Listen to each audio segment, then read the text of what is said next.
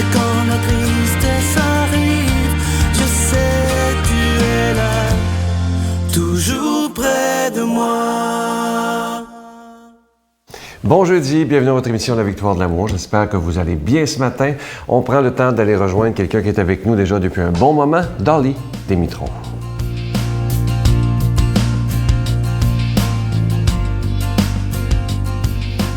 Ah, mais en retard, mais bon Saint-Jean. à chacun et tous et bon matin tout le monde. J'espère que vous n'avez pas fêté trop, parce que la fête, ça devrait être à tous les jours, mais pas nécessairement à l'extrême. Je rencontre maintes des personnes récemment dans ma vie qui ont peur.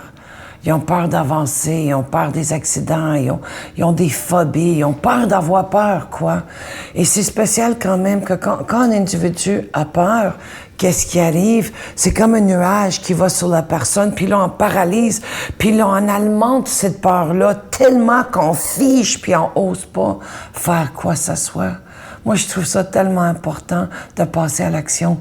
J'ai une phrase que je me dis souvent, que si je vais à quelque part, si je m'enligne vers une direction, la vie m'amène là. J'ai pas à avoir peur de qu'est-ce qui va arriver. Parce que si je suis toujours dans la peur, je m'étouffe. Je vais dans l'angoisse, l'anxiété, les crises de panique. Et je fige et j'ose plus faire rien. J'ai une femme qui a fait mal à son genou plusieurs années passées.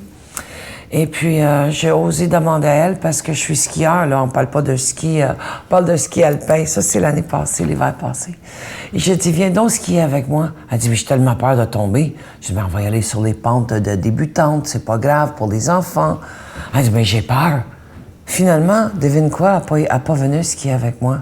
Les gens, si on va en haut d'une pente de ski, puis on a peur, tu sais-tu qu'est-ce qui va arriver? On va tomber, puis on va se faire mal. C'est comme la personne qui a peur de se noyer. Il rentre dans la piscine, puis il panique. Il y a bien plus de chances de se noyer. Mais quand on se laisse y aller, puis on fait confiance à la vie, puis on arrête d'écouter toujours des mauvaises nouvelles, puis lire des journaux, puis avoir peur de tout. Mais là, ça se pourrait-tu qu'on passe à l'action? Je reviens à la slogan de la centre-attitude. Hein? Si tu veux avoir qu'est-ce que tu n'as jamais eu, fais donc qu'est-ce que tu n'as jamais fait. La pire affaire qui peut arriver, c'est que tu vas mourir. Tu vas être bon. Ça finit là. Ose vivre votre vie pleinement. Ose passer à l'action. Ose faire confiance. Ose faire des choses qui vous plaisent. La peur, c'est de mettre un bâton dans les roues. Où est-ce qu'il y a la peur, comme la prière de Saint François ou Saint Francis? Où est-ce qu'il y a la peur, mais la confiance. Où est-ce qu'il y a la haine, mais l'amour. Où est-ce qu'il y a l'inquiétude, mais la foi. Fais confiance à la vie. Chaque chose que tu oses pas faire, ça se pourrait que tu sois dans le regret. Moi, je vote pour toi. Moi, j'ai confiance. Notre Père qui es aux cieux, que ton nom soit sanctifié, que ton règne vienne, que ta volonté soit faite sur la terre comme au ciel.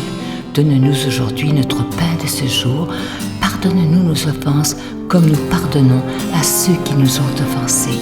Ne nous laisse pas entrer en tentation, mais délivre-nous du mal, car c'est à toi qu'appartient le règne, la puissance et la gloire pour les siècles des siècles. Amen. Pour une dernière semaine, je vous parle de ce beau cadeau du mois. Je vous en parle depuis déjà 3 semaines. Il s'agit d'une exclusivité de la Victoire de l'amour, de beau pendentif qu'on appelle de la Croix glorieuse. Enfin, mesdames, je sais que vous allez être très contentes, il vient enfin avec la chaîne qui est plaquée argent. Et la Croix glorieuse, elle est ornée de petits zircons. Ce que j'aime de ce bijou-là, c'est vraiment un beau bijou. C'est discret et je trouve que ça fait très classe. Alors, on l'a bien choisi, on l'a fait faire sur mesure pour la Victoire de l'amour. Alors, je vous rappelle évidemment que ce pendentif, il est déjà béni. Merci de votre grande générosité. Je vous rappelle qu'on doit payer pour la télévision. On paye pour la production, mais aussi pour la diffusion. Et ce qui est beau, on n'a pas de subvention, là. C'est vraiment les dons de chaque personne qui se disent à travers tout le Canada, et même des États-Unis, Saint-Pierre-et-Miquelon, qui disent « Nous, on veut garder cette émission en ondes. » Ça fait 20 ans et j'espère qu'on pourra encore être là pour des dizaines et des dizaines d'années. C'est vous qui avez la réponse dans vos mains. Je vous donne l'adresse. La Victoire de l'amour, casier postal 120, succursale Boucherville à Boucherville, le J4B 5E6, je vous la redonne. La Victoire de l'amour, casier postal 120, succursale Boucherville à Boucherville, le J4B 5E6. Également par téléphone, par carte de crédit du lundi au vendredi de 8h30 à 16h30 dans le 514-523-4433, 523-4433 ou sans frais, le 1-888-811-9291, 1-888-811-9291 et aussi sur notre site Internet, le www.lavictoiredelamour.org. Merci de tout cœur de votre générosité.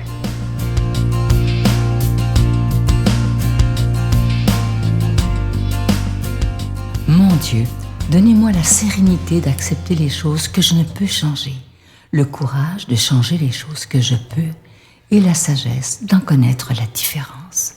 Amen. Aujourd'hui, pour la proclamation de la parole de Dieu, on rejoint quelqu'un qui est avec nous depuis les tout débuts de la Victoire de l'amour, il y a plus de 20 ans déjà. Mais je veux le remercier aujourd'hui pour sa grande fidélité, sa loyauté et surtout ses bons conseils, l'abbé Jean Desclos.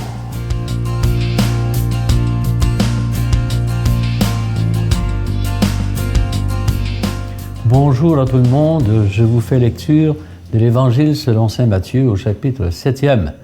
Comme les disciples s'étaient rassemblés autour de Jésus sur la montagne, il leur déclarait « Il ne suffit pas de me dire « Seigneur, Seigneur » pour entrer dans le royaume des cieux, mais il faut faire la volonté de mon Père qui est aux cieux. » Ce jour-là, beaucoup me diront « Seigneur, Seigneur, n'est-ce pas en ton nom que nous avons été prophètes? N'est-ce pas en ton nom que nous avons chassé les démons, en ton nom, que nous avons fait beaucoup de miracles? Alors, je leur déclarerai, je ne vous ai jamais connu, écartez-vous de moi, vous qui faites le mal. Tout homme qui écoute ce que je vous dis là et le met en pratique est comparable à un homme prévoyant qui a bâti sa maison sur le roc. La pluie est tombée, les torrents ont dévalé, la tempête a soufflé et s'est abattue sur cette maison. La maison ne s'est pas écroulée, car elle était fondée sur le roc. Et tout homme qui écoute ce que je vous dis là sans le mettre en pratique est comparable à un homme insensé qui a bâti sa maison sur le sable. La pluie est tombée, les torrents ont dévalé, la tempête a soufflé, elle a secoué cette maison. La maison s'est écroulée et son écroulement a été complet. Jésus acheva ainsi son discours. Les foules étaient frappées par son enseignement, car il parlait en homme qui a autorité et non pas comme leur scribe. Vous connaissez bien cette parole qui nous sert de référence pour peut-être faire l'examen de notre manière de vivre, notre attachement aux choses fortes, solides, des valeurs qui nous font vivre. J'aime bien penser que le roc, là, c'est aussi le symbole qu'on utilise pour parler de Dieu. Il est notre roc solide autour duquel on peut résister aux tempêtes pas seulement de la pluie, mais vous voyez quand vous êtes sur une montagne et puis que vous vous accrochez à un bout de rocher. C'est Dieu notre rocher. Mais moi, je voulais réfléchir avec vous autres sur la tempête. La tempête qui dévale, tout ça là. C'est que nous vivons constamment dans la tempête du changement. Tout change tout le temps. Et ça désorganise souvent notre rapport aux valeurs fondamentales. Les modes finissent par nous faire croire que ce que tout le monde fait, c'est ce qui est bien. Tout le monde le fait, fais-le donc. Bon, c'est pas si grave. Les jeunes filles peuvent faire la cour à tout le monde par les médias sociaux, etc. C'est pas grave.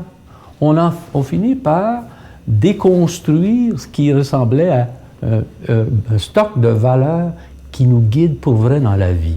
C'est pas grave, tricher à l'impôt, c'est pas grave. Tout le monde le fait, fais-le donc. Et ça, je trouve que c'est là-dessus qu'on doit être capable de résister. Résister aux mouvements populaires qui veulent que bon, il faut déconstruire les autres. Il y a beaucoup de violence sur les réseaux sociaux, là. C'est une mode. J'espère que ça va se calmer. Mais il y a beaucoup aussi de superficiel dans nos émissions de radio, de télévision, où on parle de tout puis de n'importe quoi, on occupe le temps. Puis il faut entrer dans ce jeu-là. Puis tout le monde veut être une vedette en quelque part. Alors comment faire pour résister aux tempêtes des changements qui ne mènent nulle part? Il y a des changements qui font du bien. Et dans l'Église, on vit des changements qui font du bien. On a modifié notre rapport, notre compréhension de Dieu. On avait dans notre cerveau profond la représentation d'un Dieu terrible, dangereux, punisseur, qui nous surveille tout le temps. C'est fini. On a redécouvert la beauté évangélique de la présentation de Dieu que Jésus nous en fait. Père plein de tendresse. Et alors là, miséricordieux à l'infini, etc. Ça fait du bien. Ce changement nous aide. Notre façon de nous rapporter aussi au rite, au sacrement. Oui, c'est bien qu'il y ait un rituel, mais de temps en temps, le rituel ne correspond pas tout à fait à la vie. Les règles, les lois, les systèmes n'ont pas toujours la souplesse pour s'ajuster à la vie, mais pas seulement s'ajuster à la vie, mais garder l'essentiel qui est dedans. Dans le geste du baptême, c'est l'accueil de la vie et de l'amour de Dieu. Peu importe qu'on fasse 3 pages de litanie, si on n'est pas capable de parler aux gens, de leur faire vivre cet événement-là avec profondeur. Même chose dans la célébration de l'Eucharistie, la célébration du pardon. Il y a quelque chose qui doit ressembler à mettre une âme. Mais ça, c'est Jésus qui va nous le dire aussi. Ce qui compte, c'est l'esprit, c'est pas la lettre. Ce qui compte aussi, c'est pas d'observer la loi pour elle-même. Le sabbat, il est fait pour l'homme et non pas l'homme pour le sabbat. Alors, voilà comment on peut être accroché à l'essentiel, à ce qui nous fait vivre. Et au cœur de tout cela, il y a un amour inconditionnel pour l'autre. Un amour inconditionnel pour l'autre. Pas d'exclusion jamais, pas de mépris jamais, du pardon, un désir de paix, de réconciliation. Et savoir se taire, se retirer et ne pas prendre position devant des gens qui finalement veulent un peu avoir raison. C'est cette pauvreté du cœur qui fait qu'on peut construire ensemble un tissu social de qualité, puis en Église, une communion véritable entre nous, les croyants. Nous sommes appelés à faire une grande fraternité dans l'Église où chacun se reconnaît et travaille avec les autres à bâtir un monde meilleur. Je vous souhaite une bonne journée. Je vous bénis de tout cœur, au nom du Père et du Fils et du Saint-Esprit. Amen.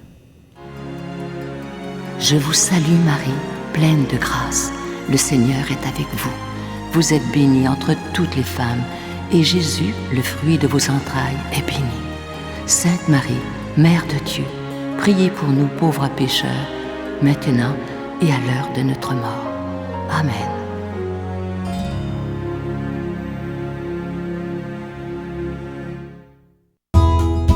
La Victoire de l'amour vous invite à sa retraite spirituelle dans le centre du Québec, les 9, 10 et 11 octobre 2015.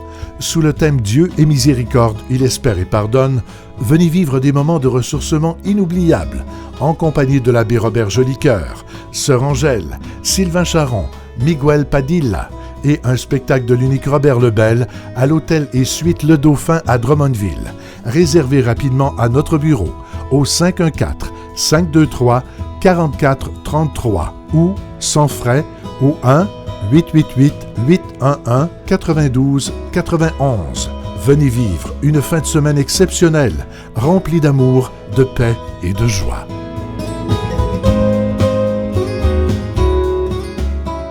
Pour le prochain mois, je vous invite à faire un régime. Alors écoutez bien, ce qui ça dit ceci. On va essayer d'éviter les pensées négatives, les personnes destructrices, ce qui me retire mon sourire, ce qui m'empêche de dormir, ce qui fait que mon regard s'assombrit, ce qui me fait douter de moi et m'angoisse, et ce qui me met des bâtons dans les roues. Si vous faites ça pendant un mois, vous aurez perdu 3 kilos de maladie et vous aurez gagné 3 kilos de qualité de vie. Alors, il faut arrêter de toujours se stresser et surtout la pensée négative. Vous savez à quel point ça peut être destructeur. Je vous souhaite une belle journée. À demain. Moi, souffrir pour la foi, ça me dérange pas. Mais oui, ça m'a étonné, ça. Oui. Vous êtes prêt à souffrir pour Jésus? Oui. Moi, si quelqu'un veut me persécuter parce que j'ai la foi en Jésus, je vais l'affronter n'importe quand. Mais là... Vous savez que c'est rare qu'on entend ça, hein?